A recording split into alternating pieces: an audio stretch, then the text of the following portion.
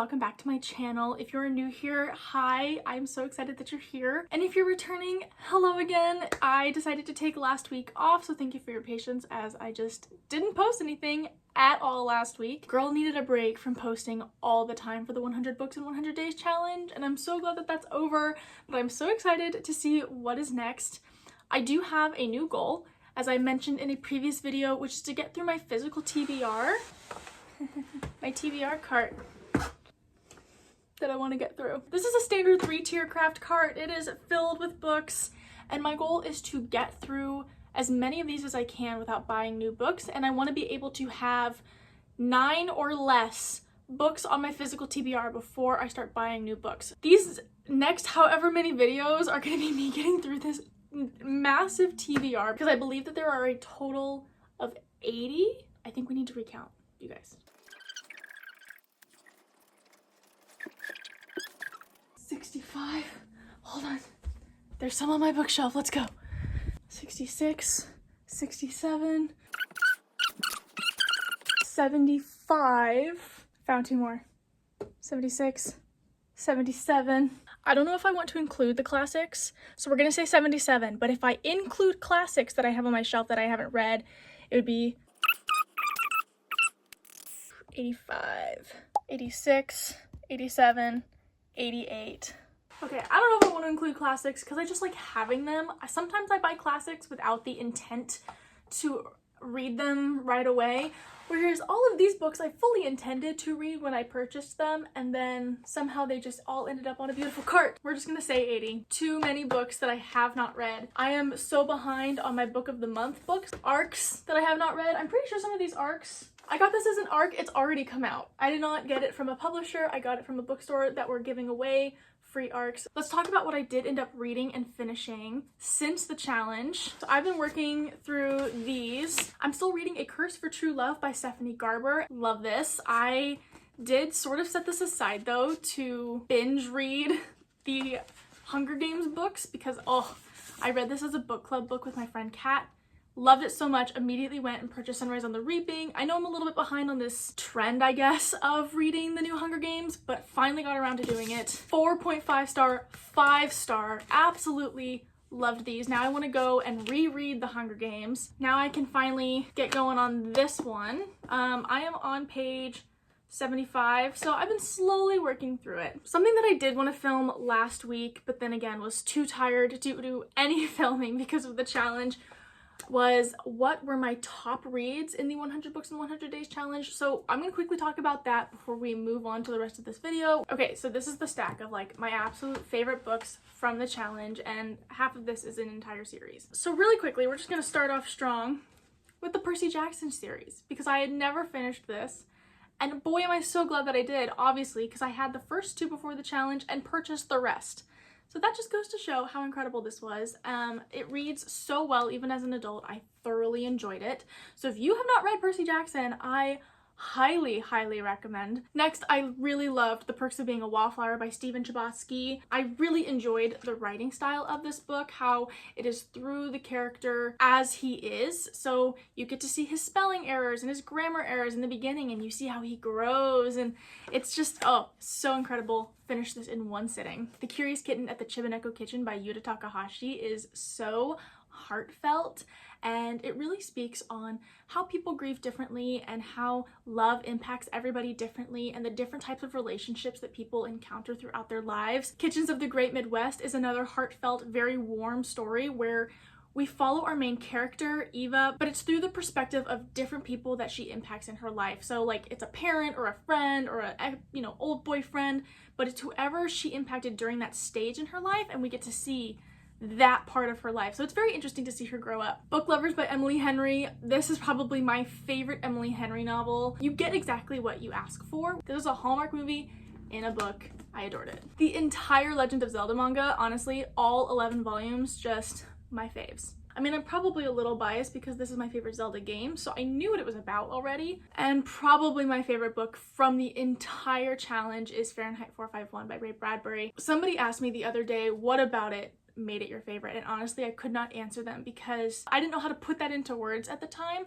But this book truly just spoke to me. I think It has a lot of parallels to what we are experiencing today, but it's not depressing where as I was reading it I was like, oh, I live this. This is reflective of what's happening, but it's fiction enough that I can still thoroughly enjoy it. I loved the characters and I loved the character arc that we see, and there were so many quotes as I was listening that I just wanted to highlight and annotate, and so of course I had to get a physical copy so that I can do that. All of the books that I didn't own that I absolutely adored, I did end up going and buying. So those are probably my favorite books from the challenge. So out of all of the books that I read, if you want a recommendation from my 100 books in 100 days challenge, go read one of those. Okay, so now we need to get back to our TBR goals because I want to get through this as fast as possible, but I am not doing another 100 books in 100 days challenge because that was insane and I don't think I'll ever be doing that again. Don't recommend. I do recommend reading challenges, but not something that extreme. Anyways, I would like to get through this book this week. I'm interested, but I'm not as absorbed as I was in the Hunger Games, and I'm kind of getting worried that I'm entering a reading slump now. So I don't know what to do about that. But I do really want to finish this week, and I want to try and finish another book this week. I think that's totally doable. So let's pick a book. What am I feeling?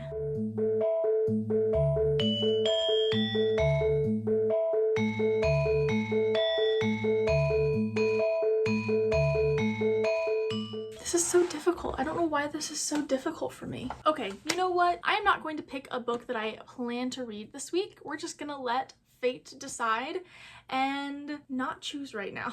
We will see how we feel after A Curse for True Love. Okay, so I know that this vlog is technically about reading, but I just wanted to show you guys really quick. My friends let me borrow their Sharp TV, and I plugged my DVD player in it, and so I'm watching Star Wars on it, and it is just so cool to see it in this format. I definitely prefer this over smart TVs. I just love it and I want to share it with you guys.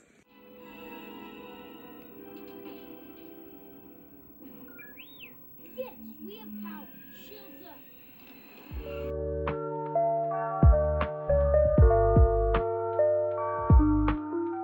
It has been a day since I filmed my little intro, and I am almost done with A Curse for True Love by Stephanie Garber. I think I'm gonna finish this tonight, which means I need to pick out my next book that I'm gonna read. I also need to figure out which books I'm going to bring with me to Chicago because that is where I'm going this weekend. So, gotta pick out some books.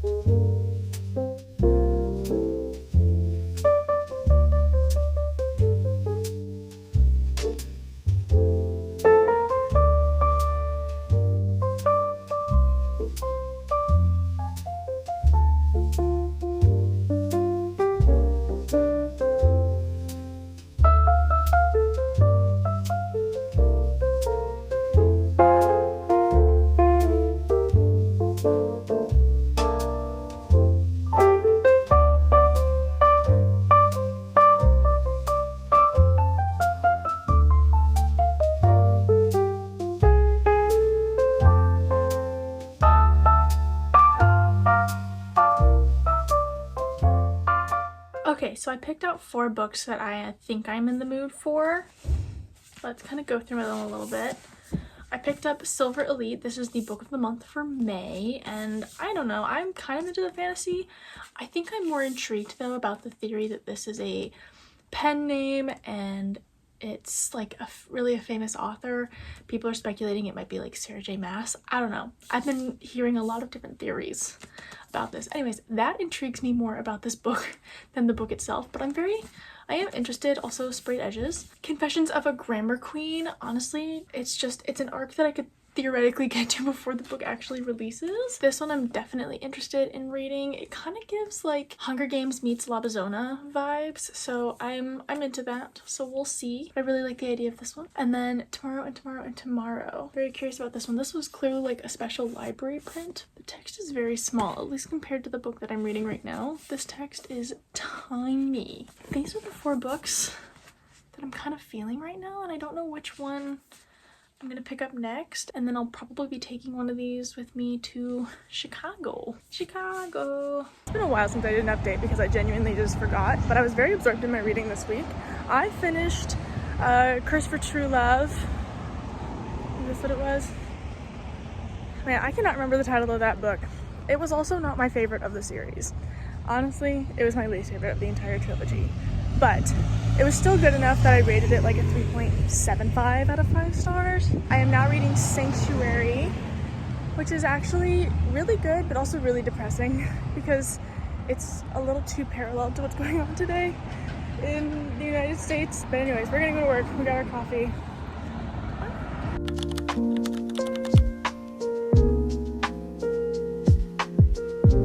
So my mom and I went and got our nails done, and then my friend and I went for a walk. So I actually didn't get that much reading done. I am still reading Sanctuary. I'm on page, I think, 75. I'm gonna be reading a lot tomorrow because it's a travel day. That'll be good, but otherwise, good night, and I will see you tomorrow.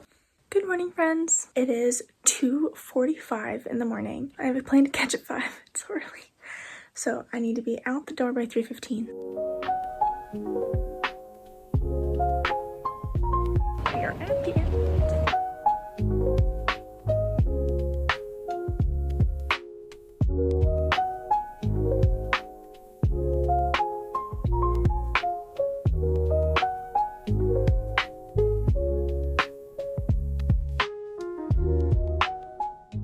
Okay, so we're at our layover. I finished Sanctuary on the plane, and I'm gonna rate it a 4.5 out of 5 stars because that was incredible. I brought Confessions of a Grammar Queen with me, so hopefully that'll be a good book. I don't know. I think I'm gonna have to stop by a bookstore though some point on this trip because it's 5 days, and I already finished 1 out of the 2 books that I brought. Clearly, I came unprepared, but that's on me.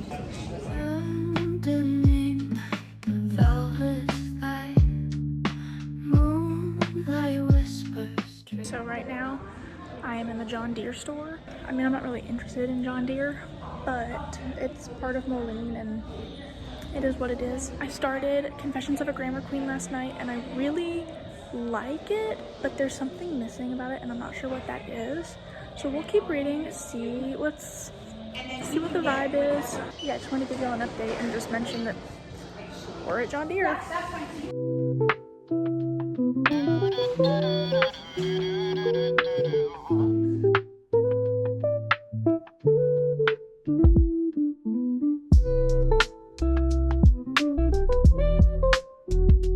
Alrighty, so it has been a wonderful day.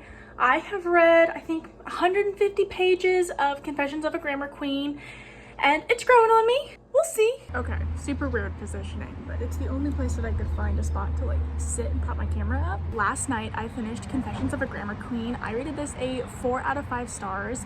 There was just something about it that seemed a little too cliche, but not in a like ugh kind of way, but in a, if this was true life nonfiction, she might not have been able to fulfill her dreams. This takes place in the 1960s. This woman, Bernadette, who really wants to become the CEO of a publishing company, but because of societal standards and expectations that are placed on her by, you know, men, and like men dominate the workplace, she has this uphill battle in becoming senior copy editor, then chief copy editor, and then, you know, she wants to fulfill her dream. And this book really just ties off with like a big pink bow. It's perfect. It concludes, she gets the guy, she gets her dream job, and at the end her daughter is writing an article about her in Vogue about what a strong, empowering woman she is, and there is truly something very inspiring about this. I would have liked to see she would have won some things and lost some others. I wanted to continue rooting for her, but she got everything she wanted, which was happy, but then I was like, okay, that's done. So maybe that's what it was. 4 out of 5 stars. I thought this was really good. This comes out June 10th, so in like 2 weeks. I would recommend this. I would recommend people go read this. Watch out for that release. And then I know I said I wouldn't buy books. I know I said that at the beginning of this video, but I left my e-reader at home and I still have 2 days left on this trip and I have to do something. So I went to Barnes & Noble and I picked up Dead Poets Society by N.H. Kleinbaum. Now, am I gonna finish this today? Probably. I thought this book was gonna be a lot bigger than it is. I was in a rush this morning at Barnes, so I couldn't film. I had to just quickly think of a book and grab it, and as I was on my way to Barnes, I was picking out what I was going to read, and I was like, oh, I've always wanted to read that, I should just grab it. So I didn't really have time to be like, oh, that's really, really small, I should go get a bigger book. if I finish this today, which I might, we will see. I do have to still edit this video because it comes out tomorrow in real time. If I finish this book, I do have time tomorrow to go to Barnes, but I just wanted something to do today. Today is my brother's graduation, but there will be a period of time where I'm just sitting around, and you guys know me, I don't like being on my phone. So we grabbed Dead Poets Society. I was asking my friends if they could come up with a consequence if I bought a book, and they said that if I bought a book I had to get rid of a book, which broke my heart, which means it's going to be what the consequence is. However, I am going to make a slight exception just for this because I'm traveling. It's not like I have my entire 80 book TBR with me, and I also don't have my e-reader, so I need something to do, like, please. Once we get back to Oregon, then the if I buy a book I have to get rid of a book consequence will kick into play. For the time being though, this does not count. Also, it's super tiny, like it can fit in my bag. Absolutely, this can fit in my bag. I think though this is where I'm going to end this video for now. Thank you guys so much for watching. If you enjoyed this video, please show it some love by giving it a thumbs up or hitting that subscribe button down below. And as always, please remember to take care of yourselves and be kind to one another, and I will see you in the next video. Bye!